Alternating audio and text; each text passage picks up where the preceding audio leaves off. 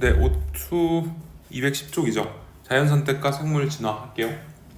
자, 일단은 생물이 살다 보면 이제 변합니다. 환경에 적응해서 변하는데 그걸 진화라고 합니다. 근데 대신에 짧은 시간은 아니고 오랫동안 여러 세대를 거쳐야 돼요. 그래서 환경에 적응해서 뭔가 변하는 걸 진화라고 한다. 그럼 진화의 핵심은 일단 변이입니다. 변이가 있어야 돼 진화가 일어나거든요. 변이는 뭐냐면 조건이 있어요. 같은 종 사이에요. 예를 들어 막 얼룩말 줄무늬랑 또 뭐가 비슷하지? 뭐 다른 동물 줄무늬가 비슷해. 그럼 둘 사이는 변이라고 치지 않아요. 그러니까 같은 얼룩말끼리 무늬가 조금씩 다르다 이런 게 변입니다. 그럼 얘네 사이에서 나타나는 형태가 될 수도 있고 습성 이런 차이가 나타납니다. 근데 이 변이라는 거는 크게 여기다 적어야지. 변이는 크게 비유전적 변이랑 유전적 변이가 있어요. 그러니까 뭔 말이냐면 비유전적 변이는 그 아랫세대로 안 물려지는 거, 유전적 변이는 아랫세대로 전달이 되는 걸 유전적 변이라 합니다. 진화는 이것 때문에 일어납니다. 자, 그럼 비유전적 변이는 뭐가 있냐면 그런 거예요. 예를 들어 운동선수들이, 예를 들어 야구 선수들이, 투수들이 공 계속 던지다 보면 한쪽 팔이 길어져요. 그쵸? 그러면 그 사람이 아이를 낳아요. 그럼 아이는 태어날 때부터 한쪽 팔이 길까? 아니죠. 이렇게 우리가 나중에 태어나고 나서 뭔가 후천적으로 뭔가 이렇게 얻게 된 걸 뭐라 그러냐면 획득 형질이라 합니다.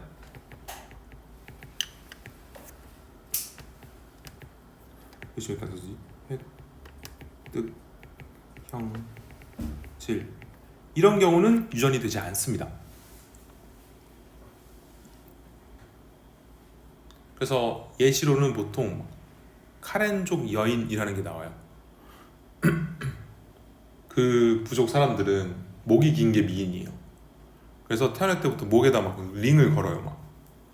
나중에 이제 목이 진짜 길어지거든요. 근데 그거는 나중에 얻은 거라 획득 형질이라 유전이 되지 않는다. 이런 건 진화에 들어가지 않습니다. 그래서 이건 한 가지 있고, 자, 그럼 이제 유전적 변이는 두 가지가 있습니다. 그게 첫 번째는 돌연 변이.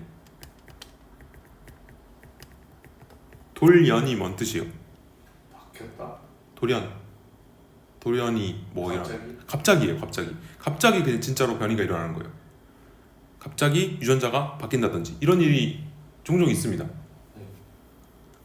왜냐면 사람 유전자가 엄청 많기 때문에 그 중에 몇 개는 바뀌어요.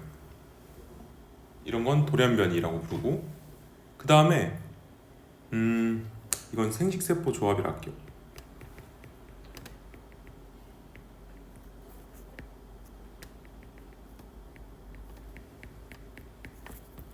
무슨 뜻이냐면 옛날 중3 때 유전 배운 적 있죠? 네.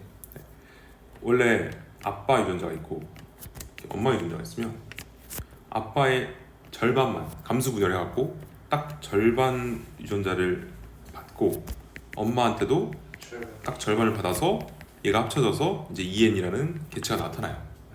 그러면 이 과정에서 생식세포들이 조합되면서 어떤 다양한 변이가 나타나는 거예요. 예를 들어 원래 그 강아지를 예로 들게요. 까만색 강아지가 있었어. 하얀색 강아지가 있었어. 근데 반반이 섞였어. 그럼 회색이 나올 수 있다 이 말이에요. 오케이? 그래서 이것도 유전적 변이로 들어갑니다. 물려지니까. 그래서 유전적은 크게 돌연변이랑 생식세포 조합이 있습니다. 이걸 그냥 거기서는 밑에서는 유성생식이라고 설명할 수도 있어요. 똑같은 말이에요. 유성생식 할 때 생식세포 조합, 이런 게 유전적 변이다. 됐죠? 네. 네. 그래서 유전적 변이 한번 보면 유전자 차이고 자손에게 유전되니까 진화에 영향이 있는 거죠. 자, 그래서 일반적으로 그냥 변이라 하면 유전적 변이를 뜻합니다. 예를 들어 앵무새, 깃털, 색, 다양 같은 종이죠. 얘네끼리 다양한 건 변이. 유럽 정원 달팽이 껍데기 어딨지? 이거 사진 없나? 없네. 그 막 다양해요. 무늬가. 그러면 이것도 변이로 들어가는 거고, 비유전적 변이는 주로 환경 영향이고요. 이걸 획득 형질이라 한다 했어요. 그래서 유전이 안 됩니다. 뭐 8근육 훈련, 카렌족 여인 이런 예시가 있습니다. 됐죠? 네. 자, 그럼 이제 유전적 변이 원인 여기 아까 했는데, 유전적 변이는 두 가지, 돌연 변이랑 생식세포의 다양한 조합 두 가지가 있습니다. 돌연 변이는 갑자기 DNA의 유전 정보에 변화가 생기는 거. 그래서 예를 들어 이런 얘기가 많이 있어요. 붉은색 딱정벌레 무리가 있는데 갑자기 초록색 등장해요. 이러면 돌연 변이로 칩니다. 그 다음 생식세포 조합은 유성 생식 과정에서 부모의 유전자가 조합된다, 다양하게. 그래서 흰색 털, 갈색 털 교배했는데 얼룩무리 태어난다. 이런 건 생식세포 다양한 조합으로 들어갑니다. 됐죠? 네. 그래서 이제 변이가 일어났어요. 그러면 자, 이제 다윈이라는 사람이 등장하는데, 다윈이 진화에 대한 이제 어떤 설 중에 하나를 제시를 합니다. 이게 뭐냐면 자연선택설이라는 겁니다. 뭐냐면 다윈이 태어날 때 그 시절은 그 막 중세 그쪽이어서 신대륙 탐험이 유행이었어요. 이 사람도 약간 신대륙 탐험 좀 해보자, 발견을 한번 하자 하면서 배를 타고 떠납니다. 그래서 떠나다가 막 오랜 시간이 걸려서 어디 갈라파고스 군도라는 데 도착해요. 군도는 섬이 여러 개 모인대요. 섬이 엄청 많아요. 섬이 많은데, 자, 이 사람들이 막 처음 도착했어. 배를 타고 와, 신대륙이다 했는데 무인도야. 봤는데 이제 망했다 하고 이제 가려고 하는데 어떤 새가 있어요. 어떤 새가 있는데 이상하게 생겼어. 새가 있는데 부리가 뾰족한 새가 있었어요. 이렇게 이런 새인가 보다 하고 다음 섬으로 떠나요. 와, 신대륙 했는데 무인도예요. 근데 아까 본 새가 있어요. 근데 좀 부리가 달라. 보니까 얘는 막 네모래. 또 다른 섬에 가요. 이번엔 새 부리가 막 이중으로 돼 있어. 이렇게 돼 있는 거예요. 그럼 왜 이 새들은 다 비슷하게 생겼는데 부리가 다를까? 라고 생각을 한 겁니다. 근데 봤더니 각 섬마다 환경이 조금씩 달라요. 예를 들어 얘는, 여기는 뭐지? 막 나무가 커. 그래서 얘네가 이제 벌레를 잡아먹으려면 부리가 길어야 돼요. 그럼 이제 긴 부리를 가지게 이렇게 이런 애들이 많은 거고, 여기는 좀 나무가 딱딱해요. 막 그런 거 있어. 막 그 열매 같은 게 딱딱해요. 그럼 그걸 깨려면 좀 딱딱한 애들이 있어야 돼요.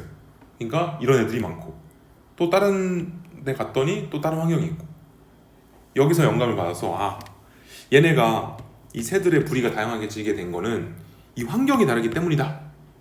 그걸 자연이 선택한다. 그래서 이걸 자연선택설이라고 부릅니다. 자, 자연선택설은 일단 과정이, 일단 첫 번째 출제되는 건 그 순서를 알아야 돼요. 자, 1번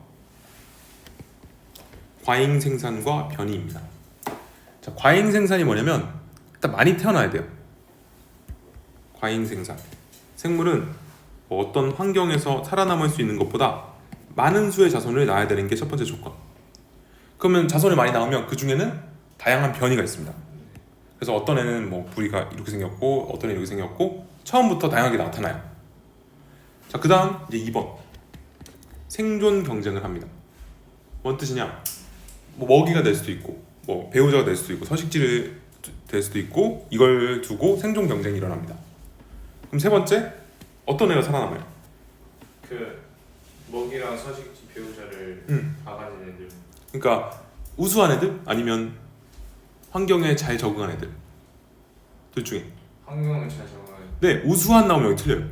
우수한 하면 큰일 나요. 얘는 우수한 뭐 유전자를 가진 이러면 다 틀려요. 얘는 환경에 적응하기 유리한이라는 말을 써야 돼요. 환경에 유리한 변이를 가진 개체가 더 많이 살아남는다. 그럼 걔네가 살아남으니까 유전자를 이제 물려주는 거죠. 이걸 자연선택이라고 하고, 그래서 이게 쌓이고 쌓이면 마지막 진화. 그럼 그 환경이 유리한 애들만 살아남는 거죠. 괜찮나요? 네. 근데 이 예시로 뭘 드냐면 기 기린. 오케이, 기린 갑니다. 자, 근데 이제 기린을 설명하는 기린 목이 왜 길까를 설명하는데 여러 가지 가설이 있는데 그 중에 얘 한번 볼까요? 그러면 자, 첫 번째 얘는 이제 라마르크라는 사람이 주장한 거예요. 기린은 나뭇잎이 높은 데 있어. 그래서 계속 먹을 이게 사용하니까 계속 길어진 거 아닐까? 라고 주장합니다. 이거는 일단 틀려요. 왜 틀릴까요? 그 DNA가 바뀔 수가 없어가지고. 그거 아까 그거죠. 비유전적 변이죠. 네. 즉 얘는 왜 틀리냐면 획득 형질은 밑에 있나? 그쵸? 후천적으로 얻은 형질. 얘는 틀린 이유가 획득 형질은 유전되지 않는다. 이게 한계점이었어요. 그래서 이거를 뭐라 부르냐면 용불용설이라 불러요.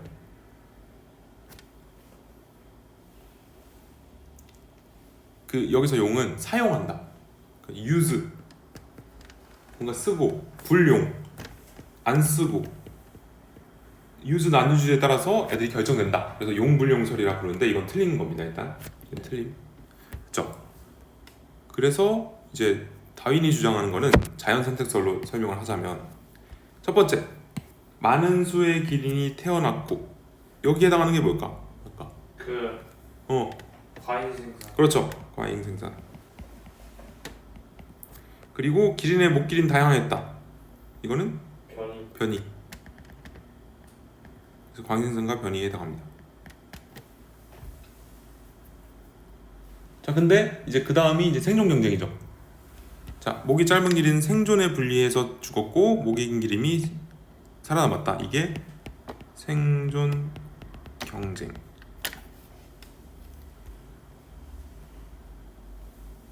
얘네 이제 유령된 거 보이죠? 네. 여기서 유령됐고 얘네들끼리만 살아남아서 이제 얘네가 자손을 남겼고 이게 반복돼서 길어졌다. 그러면 자연 선택 그 다음 진화죠. 자연 선택과 이제 진화가 되는 겁니다.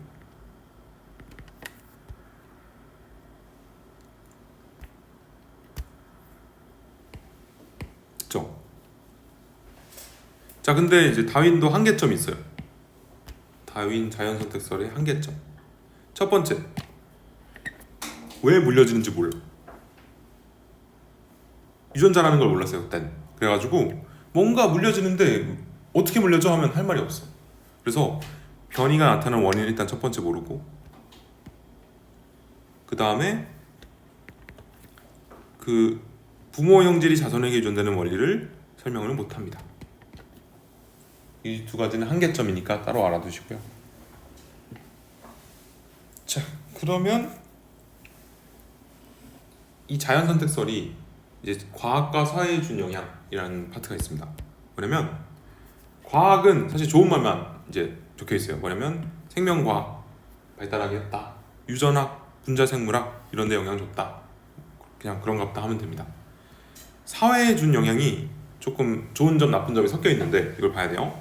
첫 번째, 경쟁 기반 자본주의 사회의 발달에 영향을 주었다.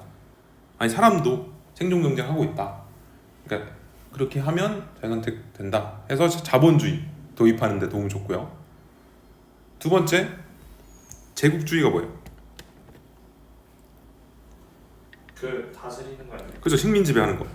이런 거 이제 안 좋은 점 쪽으로 영향을 줍니다. 그래서 제국주의 출현해서 식민 지배 정당화하는데 영향을 줬다. 그러니까 잘못 생각한 거죠. 그러니까 이게 우수한 자가 살아남는다고 생각해서 우리들이 우수하고 너네는 이렇게 되니까 너네는 당연히 식민 지배 당해야 된다 이렇게 간 거죠. 그래서 이거 안 좋은 점으로. 그 다음에 이제 철학 뭐 이런데, 사회학, 정치학 이런데 영향을 줬습니다. 됐죠? 네. 오, 밑에 한번 풀어볼래요?